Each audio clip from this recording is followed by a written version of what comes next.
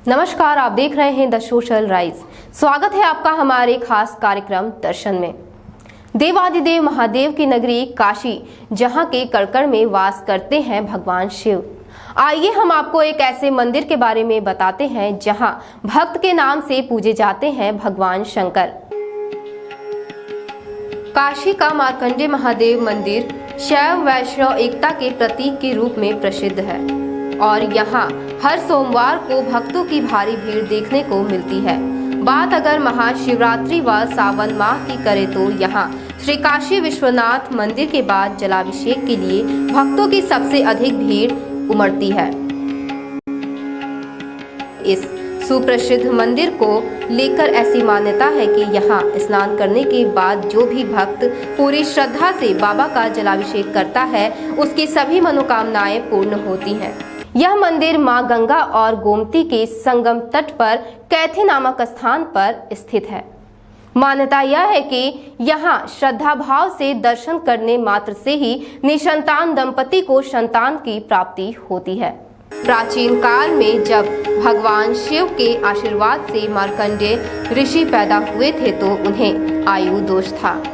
यह सुन माता पिता सदमे में आ गए।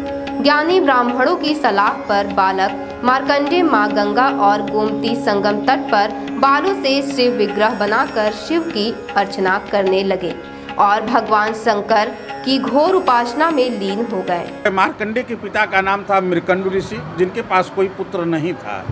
नैमिषारण्य में 88,000 ऋषि तपस्या करते थे।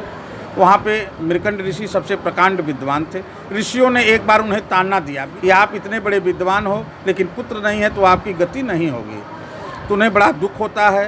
तो वो पति पत्नी दोनों लोग वहाँ बैठकर भगवान ब्रह्मा जी की आराधना करते हैं। ब्रह्मा जी प्रसन्न होते हैं, कहते हैं बेटा वर मांगो। तो कहते हैं कि मुझे पुत्र चाहिए। तो ब्रह्मा जी ने कहा आप 88,000 ऋषियों में सबसे बड़े ज्ञानी हो और आपके पास पुत्र का कोई योग नहीं है, तुम भगवान शिव की पूजा करो। शिव आराधना करते हैं, शिव जी प्रसन्न होते हैं, कहते हैं बेटा वर मांगो। महर्षि ने कहा मुझे पुत्र चाहिए। तब मार्कंडेय जी का जन्म होता है। धीरे धीरे 10 वर्ष बीत जाता है तो उनकी माता और पिता दोनों लोग चिंता करने लगते हैं। तो वो अपना हट कर जाते हैं कि माता जी बताइए क्यों कारण है, आप क्यों इतना दुखी हैं। उन्होंने कहा बेटा हम लोगों ने बहुत जप तप करके तुम्हें प्राप्त किया है, तुम 2 वर्ष के बाद शरीर त्याग दोगे। उन्होंने कहा तप करके आपने मुझे प्राप्त किया तो क्या मैं अपनी आयु नहीं बढ़ा सकता। ये जो है पुराणों में तपोवन है और गोमती नदी यहीं पास से ही बहती थी। आगे बढ़ने का मार्ग नहीं मिला तो यहीं जो बड़ी वाली मूर्ति शिवलिंग है, मिट्टी का पार्थिव बनाकर तपस्या शुरू करते हैं। 12 वर्ष बीतता है। यमराज आता है, देखता है कि सामने जो है चारों तरफ अग्नि जल रही है और बालक जो है ओम नमः शिवाय का जाप कर रहे हैं। तो उनके ऊपर ब्रह्म फांस फेंकते हैं। मार्कंडेय जी का ध्यान टूट जाता है और देखते हैं कि सामने यमराज खड़ा है तो डर जाते हैं। तो हाथ जोड़कर प्रार्थना करते हैं कि हे प्रभु, ने यहाँ मेरे माता पिता भाई बंधु कोई नहीं है, आप हैं और आप मेरी प्राणों की रक्षा करें। तब तक यमराज उनको अग्नि के घेरे से खींचना चाहता है तो मिट्टी के लिंग को पकड़ लेते हैं। भगवान चतुर्भुज धारण करके प्रकट होते हैं और यमराज को त्रिशूल तानते हैं मारने के लिए। कहे जब विधि के विधान में बालक का जन्म नहीं तो मृत्यु कहाँ से आई। मार्कंडेय मेरा पुत्र है और मेरे उम्र से इसकी उम्र 12 वर्ष है। वहीं पे महर्षि मार्कंडेय अमृत को प्राप्त कर लेते हैं। इसीलिए कहा जाता है कि ऐसी जगह है जहाँ यमराज को भी हारना पड़ा।